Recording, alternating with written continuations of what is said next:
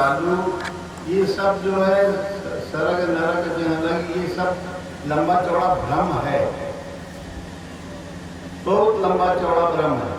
जब से शरीर धारण किया और जब तक शरीर का अवसान काल यहाँ नहीं आया, वहाँ से कालबेल नहीं बजी, तब तक जो है ये इसी तरह से भ्रम चलता रहता। और अगर कोई बीच में गुरु महाराज की कृपा हो गई और वो गुरुमुखी होके जाग गया, तो फिर उसका क्या कहना, हो भाग्य। तो सब लोग ये हम नहीं कर रहे, जो जिस धंधे में लगे हो, लोग खेती में लगे हैं, ठीक है, कोई और आजीविका के साधन में लगा है, बहुत अच्छा है, कोई धंधे व्यापार में लगा है, कोई आजकल तमाम तरह की नौकरियां हैं, नौकरियों में लगे हुए हैं, इंफॉर्मेशन टेक्नोलॉजी IT सेक्टर में लगे हैं, कोई मजदूरी में लगे हैं, कोई किसमें लगे हैं, इंजीनियरिंग में, डॉक्टरी में, जो भी जिस विधा में लगा हुआ है उसमें लगे रहिए, पर जानते रहिए ये सब सपना है, तब तो आप सफल हैं। और अगर इसको सच मान बैठोगे तो मनोविकार जितने हैं वो सब खोपड़ी को जकड़ लेंगे। जितने मनोविकार हैं, जैसे कोई आके हमसे कहता है मैं क्रोध होता था, हमने कहा भाई क्रोध आने का कारण मूर्खता होती है।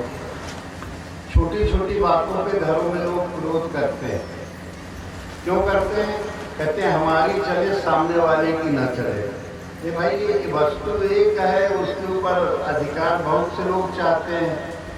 अब वो क्रोध जो करेगा वो अपनी क्षमताओं को खो बैठेगा, कमजोर हो जाएगा। जब क्रोध आता है तो पूरा शरीर हिल जाता है, आंखें जो है होंठ फड़फड़ाने लगते हैं और आंखें जो हैं धुंधला धुंधला देखने लगती हैं। क्रोधात् भवति सम्मोह, सम्मोहात् स्मृति विभ्रम, स्मृति भ्रंशात् बुद्धिनाशो, बुद्धिनाशात् प्रणश्यति। फिर बुद्धि का नाश होकर वो पतित हो जाता है। तो क्रोध अगर आ रहा है तो तत्काल उसको अपने कान में ये एक गांठ होती है, इसको दबा लो। जो ज्यादा क्रोधी होगा तो ये लड़ी के पास ये गांठ है, इसको अपने हाथ से दबा लो तो दर्द होगा। तो इसको दर्द हो समझ लो क्रोधी बहुत है, और संयम दबाने से क्रोध में संयम हो जाएगा। बबलू जी भी है, बबलू भाई ये संयम करने का एक सुगम तरीका तो एक ये है कि अपना और मनोविकारों की जड़, ये क्रोध की जड़ क्या है? कामना, कोई इच्छा। और छोटी छोटी बातों पे घरों में लोग झगड़ा करते हैं। सत्संग तो बाद में ये चल ही रहा है। क्रोध क्यों आता है? उसकी जड़ क्या है? इच्छा। इच्छा पूरी नहीं हुई तो क्या आ गया? क्रोध। और अगर इच्छा पूरी हो गई तो क्या हो जाएगा? लोभ। और अगर इच्छा पूरी करने होने में कोई बाधा कर रहा है जबरदस्त व्यक्ति, तो वो हो जाएगा भय। तुम चाहते हो ये वाली इच्छा हमारी पूरी हो, पर सामने जबरा है कोई बहुत ज्यादा है, तो जबरा के डर से वो तुम्हारा जो कामना है वो पूर्ति में वो बाधा पड़ रही और उससे बोल सकते नहीं हो, तो बन जाएगा क्या? भय। और अगर कामना पूरी होने में कोई बाधक बन रहा है और उसके ऊपर तुम हावी, तो घर के ऊपर सब लोग बड़े शेर होते हैं। घर में घुसे नहीं कि झगड़ा चालू कर दिए घर में, कहीं ऐसा क्यों हुआ, वैसा क्यों हुआ, ये क्यों नहीं हुआ, वो क्यों नहीं हुआ। पूरी बहादुरी अपनी क्योंकि अपनी इच्छा तो उनकी अपूर्ण रह गई हर जगह, किसी से ऊपर बोल भी नहीं सकते, तो घर और घर एक जो है जाके लड़ पड़ेगा। आजकल अगर कहीं पौधा और चल गया, 14वां रत्न है, कौन सा रत्न है? ये क्यों निकाला गया पता है? भागवत में आया। ये 13वां रत्न जो है अमृत निकला। क्या निकला? अमृत माने आत्मा का अनुभव करने की कला। उस कला से वंचित रह जाए, इसलिए पौगा वाली कला भगवान ने मोहनी अवतार लेके पौगा बांटना चालू कर दिया। ऐसा आता है, हम नहीं कह रहे हैं, ऐसा आता है। नहीं तो कहेंगे स्वामी जी कछु अपने से बना के कछु प्याज लहसुन तो नहीं लगा दे रहे, ऐसा हमारा कोई प्रयोजन नहीं है। भागवत में आता है कि सबसे पहले ये साधना है अंतर जगत में, अपने अंदर देवता भी हैं और दानव भी हैं। जो भगवान की आराधना में ले चले वो देवता है, प्रकाश करें। जो भगवान की आराधना से विमुख करें, कामना जाग गई, पूर्ति नहीं हो गई तो क्रोध आ गया, और अगर कामना पूरी हो गई तो लोभ हो गया। मैंने ये काम किया, मैंने ऐसा किया और मैंने संघर्ष किया, तो लोगों के अंदर एक और भ्रम रहता है, प्रकृति से संघर्ष कोई नहीं कर सकता है, क्षण भर में उल्टा पलटी कर सकती है। तो संघर्ष नाम की कोई चीज नहीं, प्रयास भगवान की स्मरण करके लेना चाहिए, तो अहंकार से मुक्त हो जाओगे। अहंकार बहुत बड़ा शत्रु है। नारद जी को चौपट कर दिया, तमाम जितने योगी पुरुष थे अपने साधन पथ में लगे हुए थे। तब नारद पहुंचे, शिव पाही जिता काम अहिमे की मनमाही। अहंकार बहुत ज्यादा था। ऐसी विष्णु का वाहन गरुड़ कबहू कीन हो से अभिमाना, सो कोवाच कृपा निधाना। अभिमान जो है कि मैंने कुछ किया, मैंने राम जी को लक्ष्मण जी को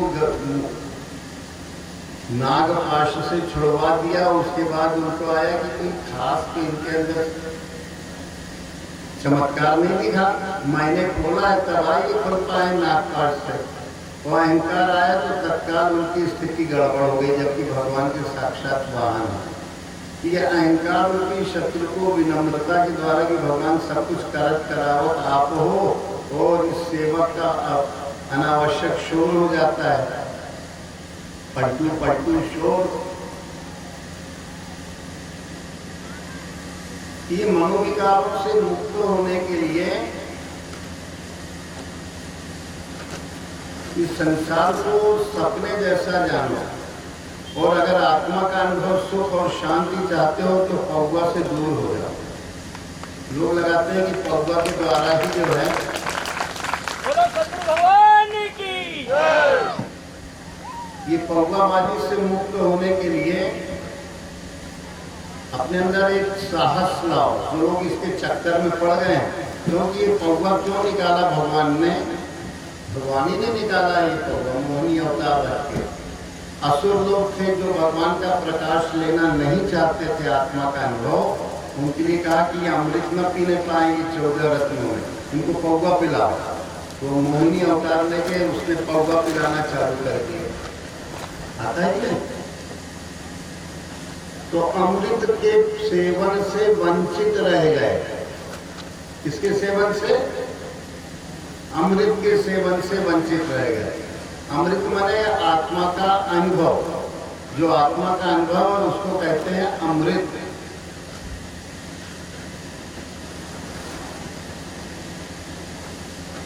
तो जो इस शरीर में जो हाथ पांव नाक ये जो 10 इंद्रियां हैं, ये सेवक हैं। ये सेवक जो है ये स्वामी बन जाते हैं, और आत्मा को जो है वो क्या करते हैं?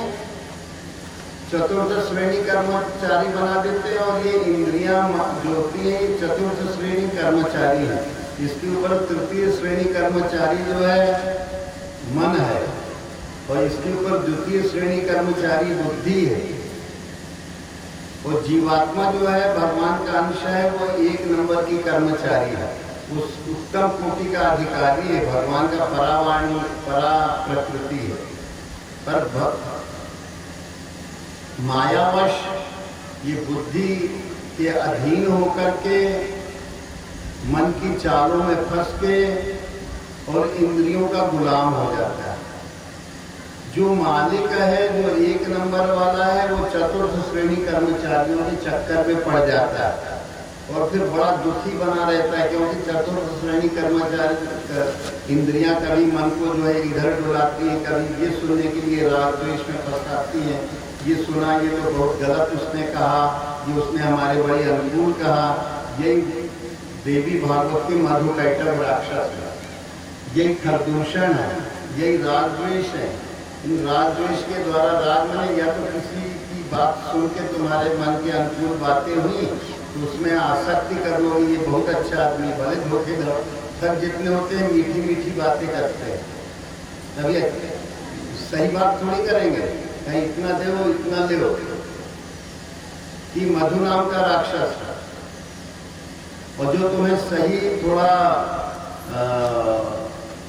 दोष ही दोष तुम्हारे कामों में बतावे तो उसके प्रति तुम गुस्सा करोगे, अरे ये तो हमको जो है जब देखो तब हमारी कटाई करता रहता है। कि राग और द्वेष दो बड़े भारी शत्रु हर इंद्रियों के इसमें है। तो ये रावण जो है ये दशों इंद्रियों के द्वारा ब्रह्म सृष्टि जहाँ लगी तनुधारी और दशमुख वशवर्ती नर, दशों इंद्रियों के रास्तों से वो अपना मोह का रावण जो है भोग करता है। चतुर्थ श्रेणी कर्मचारी है वो,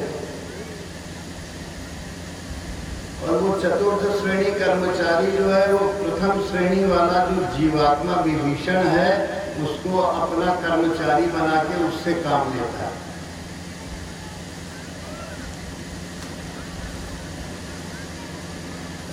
तो विनय पत्रिका में गोस्वामी जी कहते हैं कि वपुष ब्रह्मांड सुख प्रवृत्ति लंका, ये शरीर जो है और ये जो ब्रह्मांड जो है यही लंका है, इसमें जो आसक्ति हो गई है यही लंका है। शरीर में आसक्ति हो जाए तो लंका है, और अगर इसी शरीर में रहते भगवान में आसक्ति हो जाए तो अयोध्यापुरी।